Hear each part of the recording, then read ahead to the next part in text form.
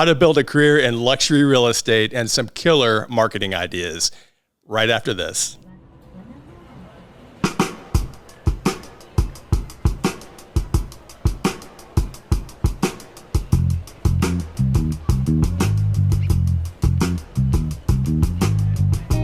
Welcome back to Epic Agents, the best in real estate podcast. I'm your host, Jeff Ham, and this is a really kind of a special episode for me. Don't get to do these in person very often. Joining me is one of North Carolina's top luxury real estate producers, Josh Tucker. Josh, welcome to the podcast. Appreciate it, man. Thank you, Jeff. I'm looking forward to, seems like this has been a long time in the making. Yes. We've been talking about this and figuring it out, and schedules have been crazy, but looking forward to today and happy to be on the show. I agree. Yeah, this is something that we probably should have done a while back, but it's been a crazy summer. It has. And I know we're going to dive into a little bit years, of that. Yeah, it's been a crazy few years. Yeah. I mentioned that we're doing this in person, which viewers on the YouTube channel aren't used to seeing me in a studio. I do want to just mention real quick. So we're both in the same market, Charlotte, North Carolina, specifically the Lake Norman area, which is just an incredible real estate market and a great place to live. We're in your studio here in your office in Cornelius, and where you operate one of your businesses called Scrypt Media. Is that correct? Yeah. So we built out this office space in Cornelius for Scrypt Media about a year ago, or a little less than a year ago. Officially started filming in the studio, I think in maybe July or June, so a few months ago. Yeah. So Scrypt Media is the office space. This is a Scrypt Media studio, and we also run my podcast out of here. Me and Joey's podcast, Unscripted Show, is filmed in the studio as well. So, yeah, it's a cool little spot. Joey's your business partner. You want to? Yeah, Joey Adams.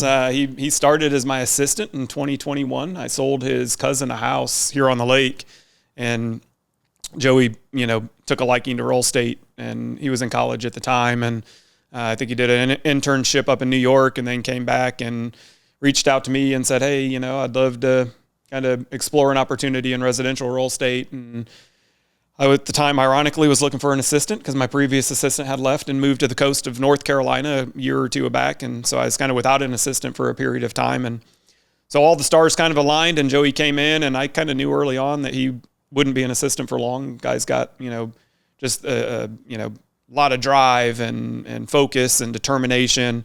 So I kind of knew early on that, he would be an assistant for a short bit, but then he would be ready to tackle bigger projects, and I wanted him on my side to do that. So it's kind of grown into a business partner now. He's partners with Scrypt Media, along with Josh Martin, who's producing the show today. So yeah, we do Scrypt Media. We do Scrypt Concierge, which is a whole nother business that we've started for some second home vacation homeowners around the lake. And then we are partners in the real estate side too. So yeah. Two topics I really want to cover today. Some tips or advice, or basically a 60,000 foot overview of what it looks like to specialize in the luxury real estate niche, but also marketing. And the two are very closely connected. Together, if I'm not mistaken, part of your inspiration for the studio was because of all the investment you were making in marketing over the last decade or so. Yeah. And we're going to talk a little bit about that, but I want to mention the first time you came on my radar was, I want to say 2019, 2020. There was a property, maybe in 2021. I don't know. It's all a blur. There was a property in Mooresville called the Grand Lock Chateau. Okay. Yeah. Tennessee Circle. Yeah. Tennessee Circle. Yeah. That a celebrity, you had listed the home. Yep. Property, I think it was listed for around 7 or 8 million or 9 million. 8 million. Yeah. 7,995,000. Okay. Yeah. Yep. And was purchased by a celebrity. Am I allowed to mention that celebrity's name? You can, yeah. Okay. I'm under an NDA, so I can't really plug names, but yeah, you absolutely can. You can, it's pretty public knowledge, so go for it. Right. So, NFL player who was playing here in Charlotte at the time, Christian McCaffrey, became the proud owner of that place. And I remember reading an article about the process of that listing. The listing got a lot of press around Charlotte. Not only is it a magnificent home, and the buyer was a celebrity, a celebrity, but also the process, the marketing that you did to when you listed that house to market it for sale it just blew my mind. And I think that I believe a lot of real estate agents dream of working in the luxury niche. Yeah. It seems like very exciting, romantic. You get to work with some really, really cool properties, but there's also so much risk and so much investment, so costly for the agent to market these homes. Share real quick, and after this, I want to dive into a little bit of your background, but share just briefly, what did it look like to market that home from a cost perspective, and what were some of the channels that you used to market it? Yeah, so that home was I want to say a little unique, because at the time it was the most expensive listing, at the lake, and I believe even in Charlotte. I don't know. That wasn't a time. Today we see $8 million pop up and we're like, oh yeah, there's several of them in that price point. In 2020, when we initially listed that one, it was the most expensive home on the market. So we knew that, whatever we did, it had to be grand, it had to be big, it had to be, had to really expose the true beauty of the house. So it took, aside from the money that was invested to bring that house to the market, I bet you it took probably 6 to 8 weeks just to collect all the data, right? All the content. We had numerous different photographers and videographers out there. We had one photographer that came out and did only twilight photography outside.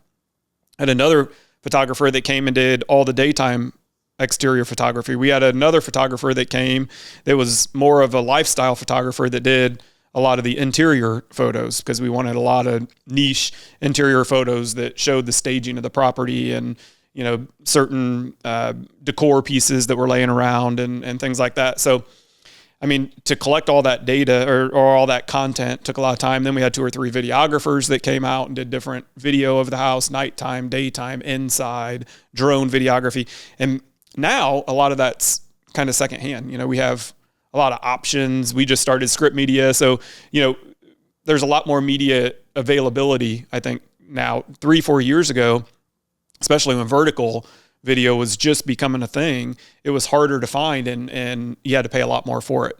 So I think it took us 2 months just to get everything collected, negotiate contracts we were on the cover of DuPont Registry. I think at the time that was a $6,000 investment. We did a full 2-page spread in Luxury Home Magazine. I think that was a $4,000 investment at the time. So just to negotiate those contracts, line up, the covers of magazines that we were going to be on, hire out all the photography, the videography, the custom floor plans, everything that we did. We ended up spending just north of $30,000, between $30,000 and $35,000 just to get it on the market. And that was over the course of, 2 to 2.5 month time span. So took a lot of time and effort and investment to bring that house to the market, but it was a risk, but it paid off. Yeah, that was another reason why it got so much press locally, because it was a record-setting listing at the time. Mm-hmm. And what a difference 4 years makes, right? Yeah, it kind of, I don't want to say it, it's hard to say, kind of pick one thing that set off your career, but if I had to pick one thing that certainly got a lot of exposure and kind of put Lake Norman on the map for a lot of people that didn't know about Lake Norman, put my name on the map for people that didn't know me. That would be one of the things that I look back to 4 years ago that certainly had an opportunity to change the trajectory of my career. And I, kind of jumped on board with that and used it, to my full potential to help do that, So, it worked good. I negotiated, we negotiated, and I got to give a lot of credit to Corcoran HM Properties as well, because the marketing staff at Corcoran locally, and then we have a big marketing staff in New York where Corcoran is headquartered as well. And between our local people and the New York people, they brought out a lot of great ideas, and we were able to negotiate a 24-hour local exclusive with Axios for Axios Charlotte. And then we negotiated a 24-hour nationwide exclusive with Inman News. So Inman News launched it the day before it went on MLS nationally, and Axios launched it locally and kind of gave everybody a first look before it was on MLS for the world to see. And ironically, the buyer seen it on that Axios morning email the day before it hit the MLS. Wow. So that afternoon, the buyer was at the house looking at it prior to it being on MLS. And the day it hit MLS was the day they made their offer and we went under contract. So pretty wild. Yeah, very wild. Axios, especially in Charlotte, obviously they're a national brand now, or global really, but it was right around 2020. I think it was December of 2020 when Axios merged or acquired Charlotte Agenda. Yeah, and that's right. A list of loyal email subscribers pushing 100,000 at the time. I think they've exceeded that by now. Yep. Wow, what an amazing way to network and to get some eyes on that listing. Yeah, kind of ahead of time, so it was pretty cool, but all that stuff takes people, right? People with connections, people that knew the people at Axios and the people at Inman, and it takes money, right? Those deals aren't negotiated for free. So, right. That kind of all ties into what you wanted to talk about later on in the show with, the marketing side of things and the risk on kind of, that you take if you want to play in the luxury world. There is some risk involved and they don't always, you don't always win. On that one we did, luckily. Speaking of putting your name on the map, when did you start your real estate career? It's been about 11 years ago now. I started full-time in 2013. So yeah, I did, prior to that, I was in NASCAR. So I came here in 2002 from Indiana and didn't really know anybody and drove my car down here with some clothes and crashed on someone's couch that I met a couple months earlier at a local race in Florida called the Snowball Derby, and started just going out and knocking on doors, race shop doors, trying to find a job. And so I came here in 2002, got lucky, got a break, got into the NASCAR world early on, in the spring of 2002, worked my way up through there. And we could spend an hour just talking about how all that went on, but I know we don't have the time for that, but kind of worked my way through the NASCAR ranks and made it up to the Cup Series. I think 2007 was my first year in the Cup Series with Carl Edwards at Roush Fenway Racing. And so I had a great 10, 11 year career in NASCAR, which was good. And it opened up a lot of opportunities and made a lot of great relationships with a lot of local people that are involved in the NASCAR world, whether they're, mechanics or marketing people or crew chiefs or drivers or just vendors. The Lake area, Charlotte in general, is full of vendors that support the NASCAR industry, whether they're making parts or pieces for the teams or doing, media stuff for NASCAR.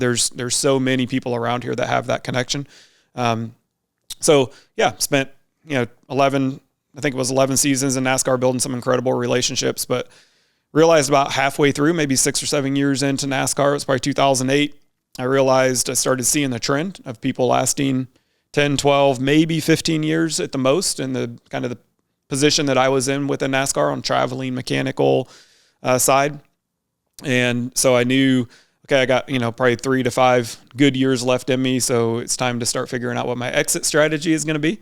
And I've always been a people person. I've always enjoyed being social. I've enjoyed creating relationships and meeting people and building trust in people. So I knew whatever I did post NASCAR, I wanted it to involve people. And the more I thought about it, I was like, man, I've spent so many years now building some amazing relationships with people in NASCAR that are local, and started asking around and talking to people and realized that a lot of these people don't have a go-to real estate agent to help them through the process of buying or selling homes. So I just kind of landed on real estate. But at that time, it was like 2008 or 2009. And we had just went through, the recession, and the real estate market was in shambles. And, I think there was half of the agents in the real estate industry that there were a year before. So I was like, I'm not going to give up a 6-figure job and dive into real estate right now. It might be a little premature. So I'll let the market kind of figure itself out and stay put in NASCAR for a few years. And so I did that. And then I dove in 2013. What was the market like in 2013 in Charlotte when you jumped in? Still a lot of short sales, a lot of foreclosures. Yeah. I had, befriended and built some relationships with some NASCAR drivers that loved the idea of investing in real estate. So that kind of fueled some of my early business. We were able to buy some short sale properties, buy some foreclosures. I think we bought a portfolio from a bank that had 4 or 5 foreclosures. And the investor flipped those. So I was able to help him buy, and then didn't really oversee the renovation or the flip process. We had somebody in place that was doing that, but I stayed in communication through that process and would give some insight and ideas. Maybe we do this, maybe we do that. But then the good thing was I was able to help him buy, and then a few months later, after the renovations were done, we were able to help sell them as well. So it kind of helped fuel my early business, but it was still a tough market then, for sure. Learned a lot of skills early on in your career that a lot of real estate brokers never learn. Short sales and buying bank-owned properties. And we haven't seen much of that in the last handful of years, that's for sure. Yeah.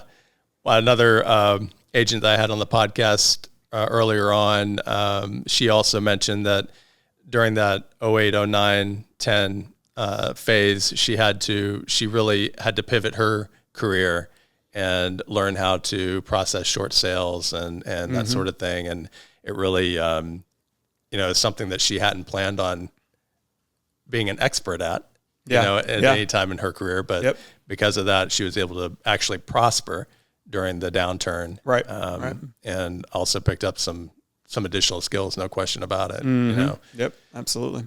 So 2013, you jump in. What were you doing between, 2013 and that record-setting listing in 2020? Just trying to build business. I think my first listing was from an engineer in the NASCAR world that I had worked with. It was a $165,000 listing. And when I first got into the industry, I think much like any agent breaking into the real estate business, they aspire to sell luxury real estate. I haven't met too many newer agents that say, I have no interest in selling luxury, right? Most agents have the aspiration to want to sell luxury. I did as well, right? So, but instead of just aspiring to do it, I wanted to figure out, hey, what's something that I can do early on that will help me to my goal? So I took that $165,000 listing and I treated it like it was $1 million listing. So I hired the best videographers and the best photographer and professional floor plans. And I had multi-page brochures printed for this $165,000 house. And it's kind of funny because this was 2013 and agents were looking at me like, what are you doing? You're spending $800 on photography for this house that, like, your commission is going to be $5,000. What are you thinking? And I'm like, well, I've got a bigger plan in mind. I want to, so I just kind of adopted very early on everything that I did, everything that I put out. I wanted it to be, first class. I wanted it to be top notch. I wanted to provide a level of service to my clients then that were selling that $165,000 house that just went above and beyond. And I wanted to provide a level of service to the agents that were coming to show it. And ultimately the agent that would represent the buyer, I wanted to show them that, hey, I'm providing a different level of service with an aspiration of, moving up. And, so I would have snacks and bottled waters and brochures set out. I would go ahead of showings, turn all the lights on. And that was just kind of stuff that was kind of unheard of for that style of listing. Right. So I did that with every listing from that point forward. And it, I think ultimately it helped. It kind of prepared me for the luxury space. It helped, it helped me understand that there's a risk. And, it was risky. Was it risky for me to invest $1,000 or $1,200 in photography and videography and, marketing on this $165,000 home? It was, but it was a risk in my eyes that rewarded me. Mm-hmm. And so I just kept doing that same thing over and over again.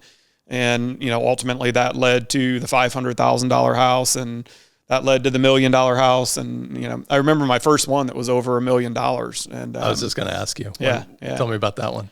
So it was kind of funny. And I know we got a couple of minutes, so I'll tell the quick story of how it went. So I was sitting at a local restaurant called Epic Chop House. I'm sure you're familiar with it. They're in Mooresville. It's really nice. By this time, it's 2017, I think, 16, 17, somewhere in there. I've been in the business 3-4 years, and I was still cutting my roots and building my path. And at that time, I was buying Zillow leads, and I was at Epic Chop House in Mooresville with a couple of buddies. It was a Saturday night. We were at the bar having a couple of drinks before our table was ready. And I got a phone call, and I don't know how, I haven't bought Zillow leads since maybe 2018. It's probably been 5-6 years, but back then it would come up on your phone as a phone number that you could save. So it would say Zillow on my phone. So I knew it was an incoming lead. And when you answered the phone, it would say, this is Zillow connecting you with a potential buyer or something like that. So I'm sitting at the bar with my buddies this Saturday night at 6:30, 7 o'clock, and my phone rings and it says Zillow. And I tell my buddies, hey, I got to step out and take this call. And they're like, no, man, it's Saturday night. You're having fun with friends, man. Forget about it. It's just business. It'll be there Monday. I'm like, no, man, I got to take this call. So I took the call. It was a random buyer that I didn't know. And they said, hey, this house just came on the market for $150,000 in downtown Mooresville. We're interested in seeing it. You're the third person we've called. Nobody will answer their phone. Can you show us the house tomorrow morning at 10? I said, sure. Why not? All right. So took the call, lined up the showing, got it all worked out. They came at 10 the next morning. We looked at the house. They proceeded to tell me, hey, it's for my 80-year-old mother that we're trying to relocate her here from California. She's still very mobile, but we want her close. So we're buying the house from her. So for her, so we'll be cash buyers. And we want to make an offer, so we made an offer. We got it under contract. They closed on the house. Some point in time over that 40 day window, they said, hey, we have our personal home on the other side of the lake that is off water, but we want to be on the water. So would you come look at our personal home, help us sell that, and then help us maybe buy on the water? So I said, yeah, absolutely, would love to. So I ended up selling their personal home for $800,000, and they bought a home in the harbor on the point for like 1.7 or 1.8 million. And that was my first foray into over $1 million. And it all came through a phone call that 2 or 3 other agents passed on a Saturday night. But I could have not answered that phone, and who knows what, where I would be right now. I don't want to say it changed the whole course of my career, but, it just goes to show that, be in the minute, be in the moment, be, present for people, provide a level of service. And, I think that good things will come your way, I think that is also another really good example of how important it is to treat every listing like a multi-million-dollar listing. Absolutely. Right? And Yep. You had mentioned that about your first listing, and then of course picking up the phone and being open to showing these folks a $150,000 listing in Mooresville, which segued into, which you parlayed into listing their home and buying and helping them purchase. $2.6 million of business that, plus the one they bought for 150. So $2.75 million of real estate that we closed with this one client over the course of 60 days or so. Yeah. And it kind of got my name out there in the luxury space, being, a sale for 800 and then a buyer, transaction for 1.6 or 1.7. I don't know I can't remember the exact number, but it was in the harbor at the point, and it was a bigger one. At that point in time, stuff that was selling up near 2 million was a pretty big, transaction for the lake. So yeah, absolutely. So to put things into perspective for listeners who may not be familiar with the Lake Norman market, Tennessee Circle was a record-setting listing in 2020 at 7.9, but and it's back on the market now, considerably higher.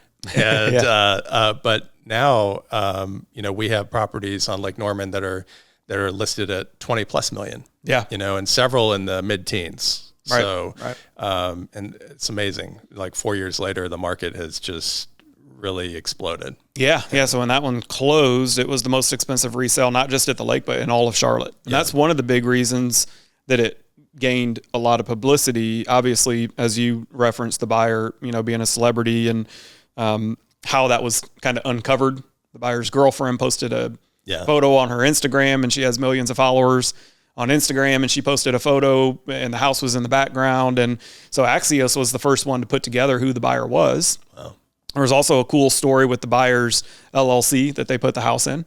It was called Be Water LLC, and there's some reference there to some old Bruce Lee movies or something, and they connected the dots on that the buyer was a big fan of those kind of movies, and that's where the name came from. So it was pretty cool how it all came together.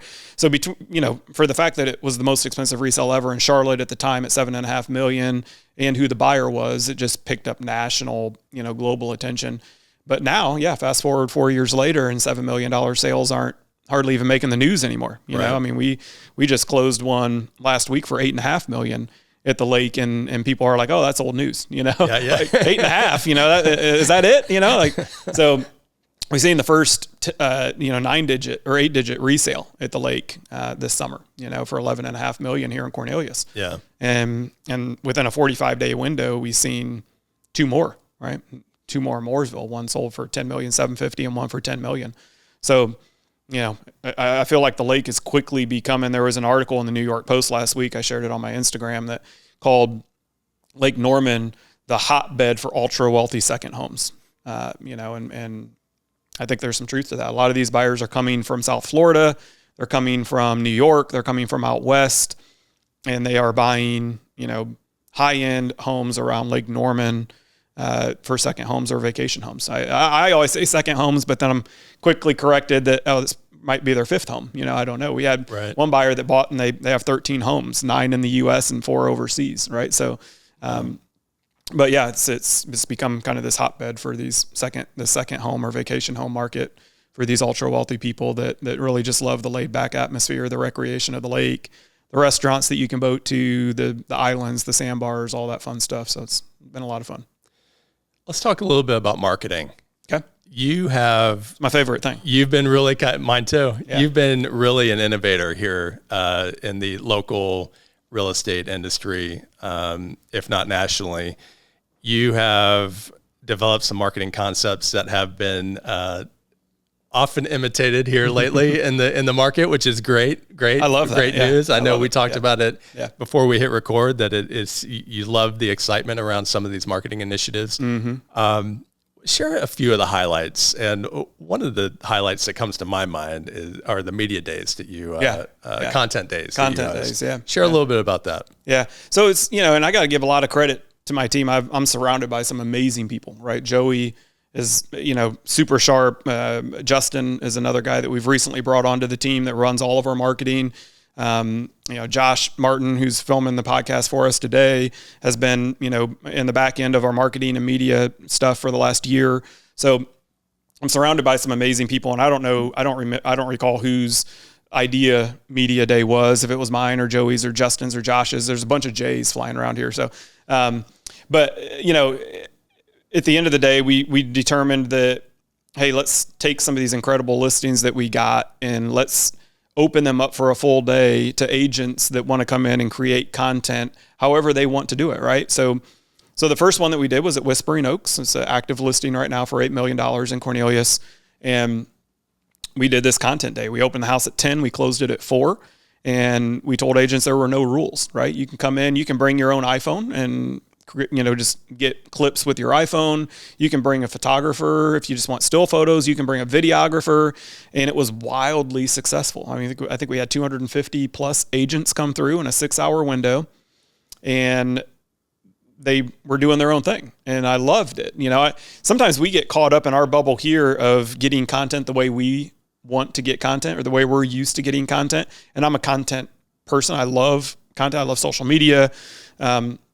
But it was really cool to see agents come in and do it their way. It kind of opened my eyes to some fresh ideas. But we had agents that, brought their own iPhone. Some had a gimbal. Some were just holding their phone. We had agents that brought in their own videographer. We had agents that were doing lifestyle photography. They brought in their own photographers, and they were bringing changes of outfits and touching up their makeup and their hair. And we had people flying drones. I think at one point in time we had 3 or 4 drones flying above the house, and I was like, oh no, it's like drone wars out here, But it was really cool, very well attended, and agents overwhelmingly loved it because they don't always have an opportunity to get into a brand new construction $8 million house and film content and put it out on their channels, hoping to, attract an audience for it. And we told people as they came in, look, there's no rules. You don't have to tag me. You don't have to tag Joey. You don't have to tag Corcoran. Grandfather Homes was the builder. We say you're free to, but, come and do what you want to do. Make the content you want to make. And we have people making all kinds of crazy in the bathrooms and showers. And one person was holding the handheld and singing. And, it was wild, but it was really cool. And I think I was tagged within a 48-hour window after the content day. I think I was tagged in like 75 different posts from agents that were posting, about this amazing opportunity they had to come and get content at this really cool house. And from there, I think it just kind of snowballed. Now we've seen, a lot of agents doing content day, which I think is super cool. because I think it's great. It's a great way to expose the house. It's a great way for agents that don't have the listings but might have a buyer in their Rolodex to be able to expose the house and get it in front of them. So, and create content the way they want to, rather than just sharing the content that we put out. Because I always tell any agent, whether you're with our firm or another firm or anywhere, share anything I put out. Everything that I put out is shareable, right? And I want agents to share it. But I think what Content Day did was it allowed agents to create content the way they want to, with the music that they want to, with the clips that they want to. They could be in it. They don't have to be in it. It allowed them to do what their audience expects to see from them. And so it made their audience engage with them, and I think it was a brilliant idea. And we've since seen several other agents and listings doing it. And I think it's really cool to see. Brilliant is the word that came to mind. Yeah. For me, I saw, and not brilliant me. Don't. I'm not trying to take the credit. I have an amazing group of people behind me that come up with some amazing ideas. So, I hear you. Yeah. I saw a lot of the posts specifically from the Whispering Oaks Content Day, and I have one of the things that I really loved about getting to know you is that you have been so open to allowing me to come shoot my own content for my local platform here in the Lake Norman area. Absolutely. On these properties. And I'll have a link to a couple of those videos in the show notes and description. Absolutely. Yep. We'll have some more content for folks to look at, these magnificent properties. But these were more than just open houses. I mean, you had exotic cars on hand. You had, the homes were staged. What else went into these? So Content Days, kind of a mixture, right? We mixed Content Days with some launch parties. So we've done a lot of marketing on some higher end listings over the last, I'd say, 60 to 90 days. And some of them, at the Sailor's Watch, we had exotic cars. Like you said, we partnered with the McLaren dealership in Charlotte, and we had a Rolls Royce there and McLaren there. We partnered with Charlotte Ski Boats and had some high end, boats at the dock that people could shoot content from. We had, a bunch of different vendors that were there, providing drinks and providing food and things like that. So staging like Sailor's Watch was a vacant listing. And we knew that it wouldn't create great content being an empty house. So we spent, $15,000 staging it. So there's a lot that goes into it. But I think that agents receive it very well. And at the end of the day, whether they're tagging me or not tagging me, I think it helps expose our brand. I think it certainly helps expose the listing. So at the end of the day, it's all part of that marketing effort that we talk about. What can we do different to expose some of these properties and to build our brand and to build our awareness here at the lake in a way that's kind of different from what, maybe has been done in the past. Collaboration over competition. And some of these local agents are awesome content creators. They have big followings on Instagram and social media, other social media channels. And to me, it is brilliant to find ways of collaborating and leveraging their audiences, their following, to help promote not only your brand, but also the listing. Yeah. And I think the big key there, like I said, was allowing them to do it their way. Yeah. It'd be one thing. It's very easy for me to DM a lot of these agents and say, hey, take the content that I've put out on my channel and post it to your channel. But maybe their followers, whether they have 500 followers or 5,000 or 50,000, maybe their followers aren't used to seeing that kind of content from them. So it don't get showed, right? Yeah. They're used to seeing this particular style of content that agent or that influencer or that loan officer. That was the other thing with these Content Days and these parties. It wasn't just for agents, right? We opened it up. We say, hey, we don't care if you're a mortgage. We don't care if you're a wealth finance. We don't care, we don't care if you're an influencer and you just want to come see a cool house and post some pictures or some video to your followers. It was not just for agents. We opened it up. I think we invited 8,000 people. Wow. And we ended up having, 250 to 300, somewhere in that range, show up. And I'd say 75% of them were agents, but there were a lot of people outside of, the agent business that showed up and created content. So it was really cool. About 3.5% conversion rate. That sounds about right. Yeah. Yeah. That's the normal, right? The marketing analytics coming out there. I dwell way too much on that kind of data. Yeah. Real quick, I want to maybe share a couple of pieces of actionable, practical advice for agents who are in the, and you had mentioned too, and I agree that I think most agents do at some point in their career, if not their entire career, are open to or aspire to selling in the luxury niche. Yeah. I know local agents here who have built incredible businesses, not in the luxury niche. Absolutely. But still aspire, right? Mm-hmm. I see a lot of pivoting in their branding, in their marketing. They really want to do more in the luxury space, and you see that in their new marketing initiatives and the way they're kind of rebranding. What would be some practical, actionable advice or tips for agents who, whether they're experienced and kind of plateaued, or maybe newer in the industry? What would you say to them? Like, what are some things that they need to start thinking about? Yeah.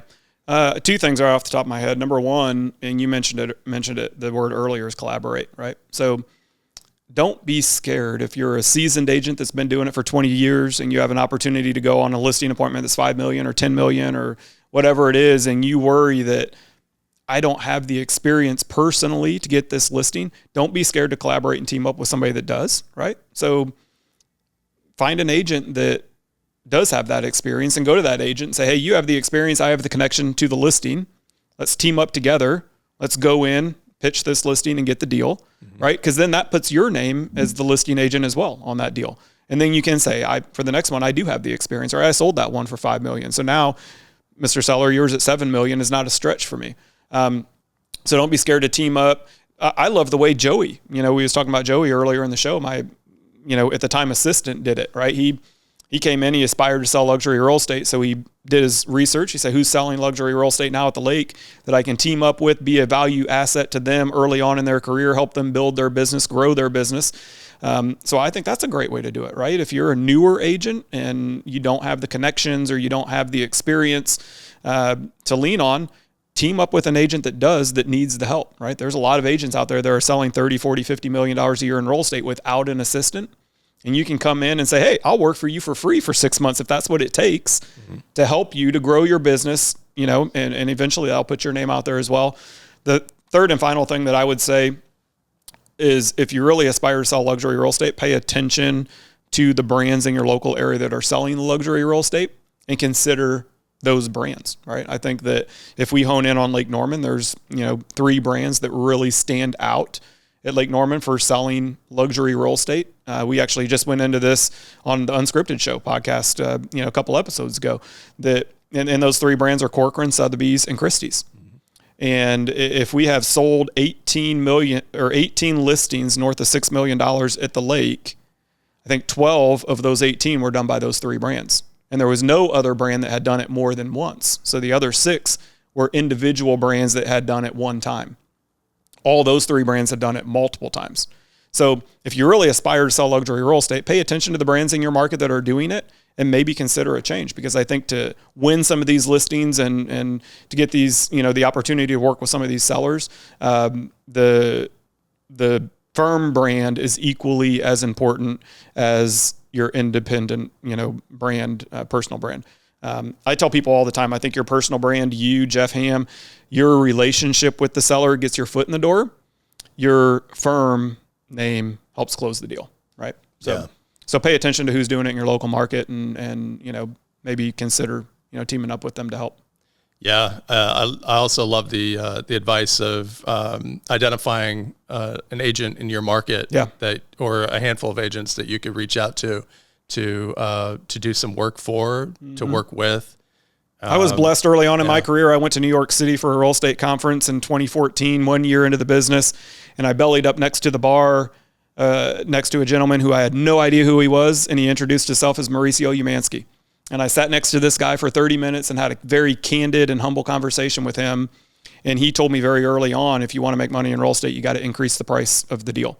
All right. So that always stuck with me. He ended up being a mentor to me, and we exchanged phone numbers, and I've called him and had conversations with him over the years.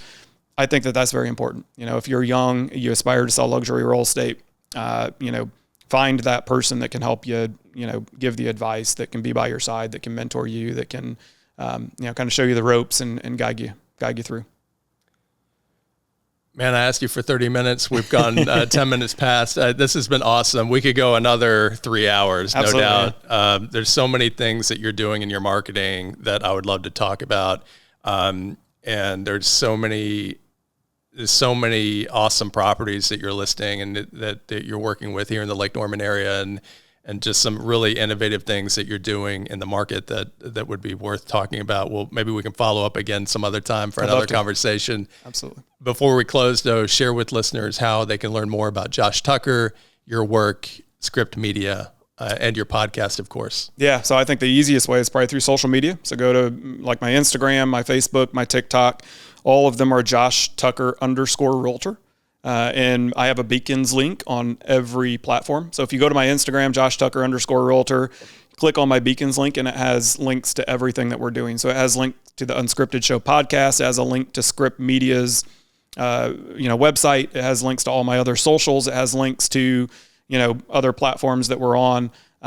So that's an easy way. Obviously, I'm always available, phone, text, anything like that. My phone number is not hard to find. You can't be a ghost agent if you want to sell a lot of real estate. You have to put your name out there. You have to put your contact info out there. So you can Google me. You can search me on social media, whatever the easiest way. We do have a new website coming soon. So we're really excited about that. Our in-house team here is working on that, and we hope to launch that first quarter of next year. So that'll be another way that people can find us. But just look us up on social media and engage. We love to chat and help and make relationships. So perfect. I'll have those links in the description for this episode. And also have links to a couple of those videos of some of Josh's recent listings here in the Lake Norman area. Magnificent homes. Josh, this has been awesome. Thanks again, man, so much for joining the podcast. My pleasure, man. I loved it. Thank you. And congrats to you on all your success. Thank you. Yeah, man.